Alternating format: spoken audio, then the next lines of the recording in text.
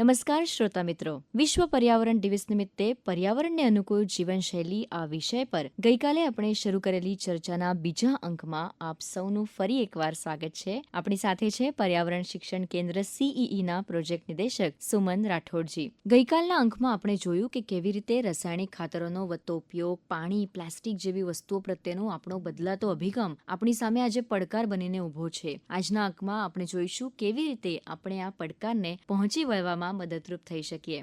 ગઈકાલે આપણે પ્લાસ્ટિકની વાત કરી હતી, તો ઘણીવાર પ્લાસ્ટિકનો ઉપયોગ ઘટાડવા માટે આપણે બહુ પ્રયત્ન કરતા હોઈએ છીએ, તેમ છતાં પણ થતું નથી, કારણ કે પ્લાસ્ટિક વાપરવામાં બહુ સરળ છે અને એનો બીજો કોઈ ઓલ્ટરનેટિવ, બીજો કોઈ વિકલ્પ હાલ આપણી પાસે નથી. તો એના વિશે આપ શું કહેશો? શહેરી લોકોમાં મારી દ્રષ્ટિએ અમે પ્લાસ્ટિક મુક્ત ગામ તરફ, પ્લાસ્ટિક મુક્ત સમાજ તરફ એવા ઘણા બધા અભિયાનો અમે કર્યા છે. તો એમાં રિડ્યુસ એ સૌથી મોટું અભિયાન છે કે તમે તમારો વપરાશ ઓછો કરો, બરાબર ને? આજે અમે છેલ્લા વર્ષે 15,000 કોટન બેગ વિતરણ કરી છે ગામડાઓમાં અને શહેરોમાં. એથી બહેનોને રોજગારી પણ મળે છે, કારણ કે ઉત્પાદન કરનાર પણ બહેનો છે. તો અમે એવું અભિયાન ચલાવ્યું છે કે તમે ખરીદવા માટે કોટન બેગ લઈને જાઓ અને કોટન બેગ અને ત્યાંથી તમે પ્લાસ્ટિકની બેગ નહીં માંગો. તો આ અભિયાને બહુ જ મોટી અસર કરી છે. બીજું અમે એ કહીએ છીએ કે રિસાયકલ કરો તમે, એટલે જે ડિસ્પોઝલની મેથડ છે આપણી એ બદલવાની અમે વાત કરીએ છીએ કે પ્લાસ્ટિક ગમે એવું ગમે ત્યાં ફેંકો છો, એના બદલે એને સોર્સ ઉપર સેગ્રિગેશન કરો અને અમને આપો, યોગ્ય જગ્યાએ પંચાયતને આપો, મ્યુનિસિપાલિટીને આપો, અને એ રિસાયકલમાં જ જાય છે. તો એમાં સપોર્ટ કરો. એક તો આ વસ્તુ છે. અને રીયુઝ, આજે હું કોઈ પણ પ્લાસ્ટિકની માનો કે ખુરશી છે, તે તો 20 વર્ષ સુધી કોઈ પણ યુઝ કરી શકે. તો રીયુઝનો જે કન્સેપ્ટ છે એના માટે અમે પ્લાસ્ટિકમાંથી, વેસ્ટમાંથી બેસ્ટ કઈ રીતે બને એની તાલીમો કરીએ છીએ. તો એમાંથી બહુ સરસ પરિણામો મળ્યા છે. અને ગામમાંથી જે પ્લાસ્ટિક રિસાયકલ થયું હોય એ પ્લાસ્ટિકની બેન્ચીસ ને બીજી ઘણી બધી વસ્તુઓ અમે ગામડામાં પાછી આપીએ છીએ કે આ તમે ડિસ્પોઝ કરેલું પ્લાસ્ટિક છે એની વસ્તુઓ તમારા ગામમાં પાછી આવી રહી છે. લોકોને વિશ્વાસ નથી બેસતો કે અમે જે પ્લાસ્ટિકનું જબલું આપ્યું તો એમાંથી આવું સરસ મજાની બેન્ચીસ અથવા તો ફ્લાવર વાઝ કે આવું બધું ગામમાં આવે છે. તો આવે છે, હકીકત છે. તો પ્લાસ્ટિક સાથે જીવવાની ટેવ પાડવી પડશે. પ્લાસ્ટિકને નફરત નહીં કરે, કારણ કે મેં અગાઉ પણ કહ્યું કે પ્લાસ્ટિક ખરાબ વસ્તુ છે જ નહીં, પણ આપણી વાપરવાની પદ્ધતિ એવી છે, આપણી ડિસ્પોઝલ પ્રણાલી એવી છે કે જેના કારણે સમસ્યા ઊભી થઈ રહી છે. તો એના માટે એક જ વસ્તુ થઈ શકે કે વપરાશ ઘટાડો, રીયુઝ કરો, રિસાયકલ માટે પ્રેરિત કરો લોકોને, અને આપણી ડિસ્પોઝલ મેથડ ચેન્જ કરો.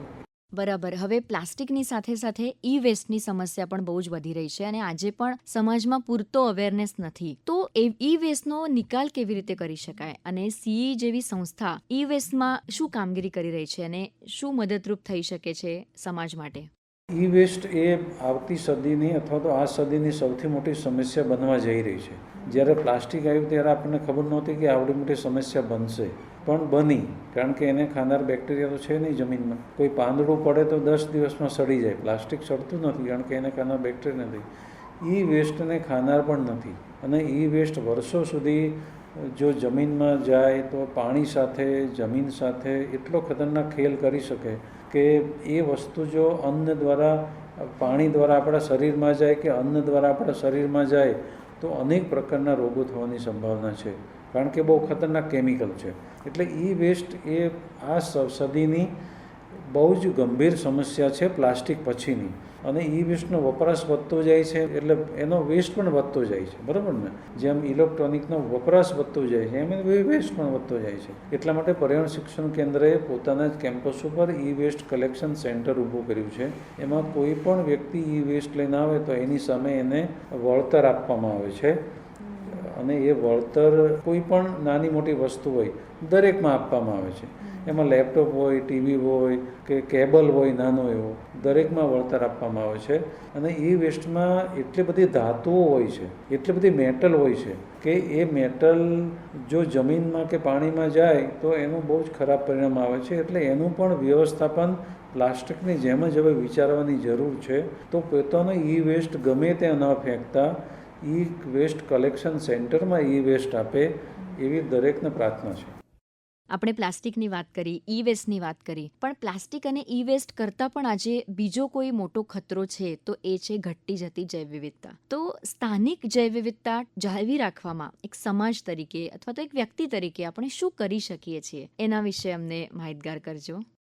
બહુ જ છેલ્લા ઘણા વર્ષોમાં જે પ્રકારે સ્પીસીસ ઓછા થતા જાય છે, પ્રાણી, પક્ષી, વનસ્પતિ એના, અને એ બહુ જ મોટો લોસ છે. કારણ કે એક સ્પીસીસ ખતમ થાય ને બીજી વખત પેદા કરી શકાતું નથી. એ કુદરતે તૈયાર કરેલું હોય છે, આપણે તો એનો વિનાશ જ કર્યો. આપણે લેબોરેટરીમાં તૈયાર કરી શકતા નથી. એટલે જેટલું બાયોડાયવર્સિટી કન્ઝર્વેશનમાં સમાજ ફાળો આપશે એ વધારે યોગ્ય રહેશે.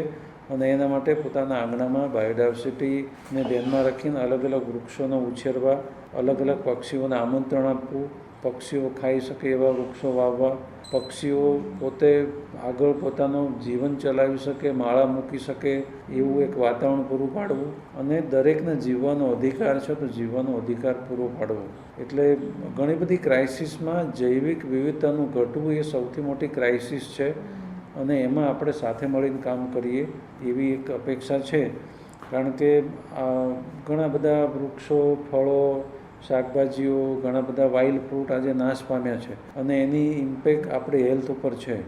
એટલે કમસે કમ બીજો કંઈ સ્વાર્થ ના હોય પણ આપણી પોતાની હેલ્થ માટે અને પોતાના માનવજાત પોતાના કલ્યાણ માટે પણ બાયોડાયવર્સિટીનું જતન કરે એવી સૌને પ્રાર્થના છે. અને ફ્લેટમાં રહીને પણ અનુકૂળ વાતાવરણ બનાવી શકાય છે. એમાં સૌથી પહેલું એ છે કે એને માળો મૂકવા માટે પ્રેરિત કરવા. કોઈ પણ પક્ષી હોય ત્યાં જ માળો મૂકશે કે એને પોતાની સલામતી લાગતી હોય, એને પોતાના બચ્ચાની સલામતી લાગતી હોય. અત્યારે લાકડાના પૂંઠાના ઘણા બધા એવા માળા માર્કેટમાં મળે છે. અમે અમારા ઘરમાં માળો 4 થી 5 એવા માળા મૂકીએ છીએ કે એમાંથી ચકલી 3 બચ્ચા મૂકે તો એ 15 બચ્ચા એ આખા વર્ષમાં 3 વખત બચ્ચા મૂકતા હોય છે. તો 40 થી 45 ચકલીઓ પેદા કરવા માટેનો અમે પ્રયત્ન કરીએ છીએ, અને અમે દર વર્ષે સફળ રહીએ છીએ. અને એમાં માત્ર ઘર ચકલી નહીં, અનેક પ્રકારના પક્ષીઓ એમાં ઈંડા મૂકે છે. તો એને એવું વાતાવરણ પૂરું પાડો કે જે પોતાની પેઢી આગળ વધારી શકે. તો એને માળા મૂકવા માટે પ્રેરિત કરો. બીજું, અમે અહીંયા કેમ્પસમાં રહીને અને કેમ્પસની બહાર પણ કામ કરીએ છીએ કે ઉનાળામાં હીટ વેવ્સ વધતા પક્ષીઓ પાણી વગર તડફડી મરી જાય છે. તો એવા કુંડા મૂકો પાણીના કે પક્ષીઓ તરસ લાગે ત્યારે પી શકે, અને એવા વૃક્ષો કે પક્ષીઓ છાંયડો એમાં લઈ શકે. કારણ કે એટલી બધી હીટ વેવમાં તરફડીને મરવાનું એક કારણ એ છે કે એને છાંયડો અવેલેબલ નથી, એને માળો મૂકવાનું અવેલેબલ નથી. તો છાંયડામાં જગ્યા લઈ શકે, પોતાનું નિવાસ બનાવી શકે, એટલા માટે પણ વૃક્ષો આપણે વાવવા જોઈએ. અને દાણા, ઘણી વખત એવું હોય છે કે શહેરના ક્લાઇમેટમાં એને ખાવા માટેના પૂરતા સ્થળો હોતા નથી કે ખાવા માટેની ચોઈસ હોતી જ નથી. તો વાઇલ્ડ ફ્રૂટ અથવા તો પક્ષીઓને, મને ફાલસા છે તો એ પક્ષીઓને આકર્ષે છે, વડ છે તો એ પક્ષીઓને આકર્ષે છે, કારણ કે એના ટેટા પક્ષીઓ ખાય છે. પછી પીપર છે તો પીપરના પણ પેપા હોય છે. તો પક્ષીઓને વધારે આકર્ષે એવા કયા પ્લાન્ટ છે એની યાદી છે અમારી પાસે. તો એ અમે શેર કરીએ છીએ લોકો સાથે કે પક્ષીઓને આકર્ષે એવા તમે પ્લાન્ટ્સ વાવો. નહીં કે કોઈ એલિયન એવું સ્પીસીસ બહારથી આવ્યું હોય કે જે પક્ષીઓને ખાવા માટે નથી અને એના નિવાસમાં પણ યોગ્ય નથી. તો એવાને એવોઇડ કરો, પણ આપણે પરંપરાગત સ્થાનિક વૃક્ષોને વાવો તમે. એના માટે લોકોને અમે પ્રેરિત કરીએ છીએ. હવે આપણા આટલા વર્ષના અનુભવમાં જનભાગીદારીથી કોઈ સફળ પહેલ થઈ હોય જેનો આ ભાગ રહી ચૂક્યા છો, તો એના વિશે સાંભળવાનું અમને ચોક્કસ ગમશે. ઘણા બધા સફળતાના એટલે સક્સેસ સ્ટોરી છે અમારી. અમે ગામડામાં કામ કરીએ છીએ તો આપણી પરંપરાનું વહન થાય એવું અમે ચોક્કસ જોઈએ છીએ. તો ગામડામાં જે બટર ચર્નિંગ હાથથી થાય છે એ પ્રેક્ટિસ કેમ વધે આગળ, અને એ જે પરંપરા છે આપણી એ કેમ જળવાય, એટલા માટે અમે પ્રયત્ન કરીએ છીએ. તો ગામડામાં અમે બટર ચર્નિંગ માટેના બહેનોના ગ્રુપ બનાવ્યા છે કે શહેરમાં જ્યાં પણ મેળા હોય ત્યાં તમે જાઓ, ક્યાંક લગ્ન સમારંભ હોય ત્યાં તમે જાઓ, અને એ લોકો બટર ચર્નિંગ કરીને 3 દિવસમાં 1.5 થી 2 લાખ રૂપિયાની આવક કરે છે. તો એ લોકોને એમ લાગે છે કે નહીં, માત્ર કમાવા માટે ધુમાડો જરૂરી નથી, ગામડામાં ઘણા બધા એવા વાઇલ્ડ ફ્રૂટ છે કે જેના દ્વારા શરબતનો બિઝનેસ અમે ઘણા બધા બહેનોને શીખ્યો છે. તો એને કમાવા માટે ઉદ્યોગ નાખવાની કે ધુમાડો કરવાની જરૂર નથી, પણ પોતાની પરંપરાનું વહન કરતાં કરતાં એ લોકો કમાય છે. ખાખરા યુનિટ ઊભા કરેલા છે, જ્યુસના યુનિટ ઊભા કરેલા છે, ઘણા બધી એવી પરંપરા છે. ઘણા બધા વૈદો એવા હતા ગામમાં કે જેની પાસે જ્ઞાન હતું પણ એની પાસે આવકના કોઈ માધ્યમો નહોતા એવા. તો મેં એને ટ્રેનિંગ આપી છે કે તમારી આજુબાજુમાં જ વનસ્પતિ છે, તમે ફાર્મસીમાં શું કામ જાઓ છો? અમે એને ઔષધિ બનાવવાની તાલીમ આપી અને 30થી વધારે એવા વૈદો છે અમારી પાસે કે જેને સારામાં સારું કમાતા કર્યા. અને એનો આવકનો આધાર કુદરતી સંસાધનો છે, નહીં કે કેમિકલ. એટલે કુદરતી સંસાધનો દ્વારા પણ ઘણું બધું કમાઈ શકાય છે એવો એક વિશ્વાસ ગ્રામ્ય લોકોમાં અમે ઊભો કર્યો છે. પ્રધાનમંત્રી નરેન્દ્ર મોદી આપણને મિશન લાઈફનો મંત્ર આપ્યો છે, તો અમારા શ્રોતાઓ માટે આપ મિશન લાઈફ શું છે એ સમજાવશો?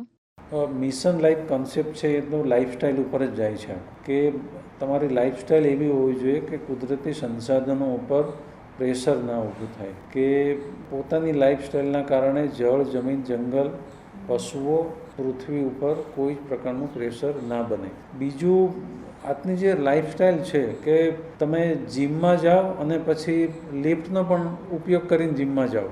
અરે ભાઈ, તું જીમમાં જ જાશ તો પછી લિફ્ટનો શું કામ ઉપયોગ કરશ? આપણે એવું વિચારતા જ નથી ક્યારેય કે શું કરી રહ્યા છીએ આપણે એમ. એટલે શરીર શ્રમ ઉપર ફોકસ કરવું પડશે. અત્યારે આપણું મોટાભાગનું લાઈફસ્ટાઈલ જુઓ તમે તો શરીર શ્રમ ઉપર બિલકુલ ફોકસ નથી, અને યંત્ર દ્વારા કઈ રીતે, યંત્ર સાથે કઈ રીતે જીવવું, અને યંત્ર એનર્જી વગર ચાલતું નથી કોઈ દિવસ. તો વીજળીનો વપરાશ ક્યાં ઘટે એની ઉપર ફોકસ કરવું પડશે, કારણ કે એના કારણે ઘણું બધું પ્રદૂષણ વધે છે. અને જે ઘરમાં જે ડે ટુ ડે જે વપરાશ થાય છે, માનો કે હજુ પણ લાકડાનો વપરાશ ખૂબ થાય છે ગામડાઓમાં, તો એના બદલે ઓછું પ્રદૂષણ થાય, જંગલ ઓછો કપાય, એ રીતે એવી કઈ લાઈફસ્ટાઈલ છે. કપડાનો વિચાર કરો તો અત્યારે મોટાભાગના કપડામાં પ્લાસ્ટિક આવે છે, બરાબર ને? પ્લાસ્ટિકના ફાઇબરનો ઉપયોગ થાય છે. તો તમે સૂતરમાંથી બનાવેલા કપડાં કોટનના કેમ પહેરો? કાર્યક્રમના અંતમાં હું આપણી પાસેથી જાણવા ઈચ્છું છું કે સ્વચ્છ ભારત હોય કે એક પેડ માં કે નામ, પ્રધાનમંત્રી નરેન્દ્ર મોદીએ જનભાગીદારી વધારવા માટે અને પર્યાવરણ પ્રત્યે સમાજમાં જાગૃતિ કેળવવા માટે ઘણી બધી નવી પહેલો શરૂ કરી છે. તો એને આપ કેવી રીતે જુઓ છો અને ભવિષ્યની દિશા શું હોવી જોઈએ એવું આપનું માનવું છે? સરકારશ્રી દ્વારા ઘણા બધા પ્રયત્નો થઈ રહ્યા છે. એમાં એક તો ગ્રીન કવર વધારવાના બહુ જબરજસ્ત પ્રયત્નો થઈ રહ્યા છે, અને કરોડોની સંખ્યામાં વૃક્ષો આજે વવાય છે. એનો સર્વાઈવલ રેટના બધાના ઘણા બધા પ્રશ્નો છે, કારણ કે આપણે વાવી તો દઈએ છીએ પણ પછી કેટલા ઉગ્યા, કેટલા ફેલ ગયા એની ઉપર બહુ ધ્યાન નથી આપતા. પણ સરકારશ્રી પોતાના તરફથી ગ્રીન કવર માટે જંગલ વિસ્તાર વધે એટલા માટે પ્રયત્ન કરી રહ્યું છે. કારણ કે ભારતમાં અત્યારે 10-12% જંગલ હશે, 33% હોવું જોઈએ, એટલે ઘણા બધા લોસમાં છીએ આપણે. બીજું, સરકારશ્રી તરફથી પાણી બચાવવા માટેના જબરજસ્ત પ્રયત્નો થઈ રહ્યા છે. દરેક જે આઝાદીનો અમૃત મહોત્સવ હતો એમાં દરેક જિલ્લામાં 75 સરોવરો બનાવવાનું આયોજન હતું. તો આપણા આટલા બધા જિલ્લાઓ આ ભારતમાં જે જિલ્લાઓ છે એમાં એકમાં 75 સરોવર બને તો કેટલું પાણીનું સ્ટોરેજ અને કેટલું પાણી રિચાર્જ થાય એક્વિફર, એની કલ્પના કરવી મુશ્કેલ છે.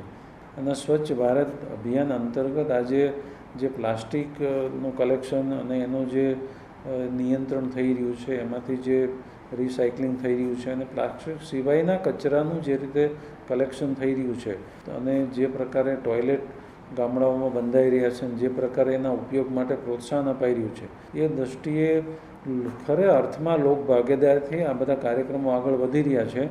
સરકારશ્રી આપના તરફથી બહુ સારા પ્રયત્નો કરી રહ્યા છે, પણ એક કમ્યુનિટી તરીકે, એક સમાજ તરીકે, એક નાગરિક તરીકે આપણે એમાં સહયોગ કરવાની જરૂર છે. આ સાથે જ વિશ્વ પર્યાવરણ દિવસ નિમિત્તેની આ વિશેષ ચર્ચા અહીં પૂરી કરીએ છીએ. બહુ જ સરળ શબ્દોમાં આપે અમારા શ્રોતાઓને પર્યાવરણના અલગ અલગ પાસાઓ અંગે, પડકારો અંગે અને ઉજ્જવળ ભવિષ્ય માટે શું બદલાવ કરી શકાય તે અંગે માહિતી આપી. તે બદલ આપનો ખૂબ ખૂબ આભાર માનું છું. ધન્યવાદ.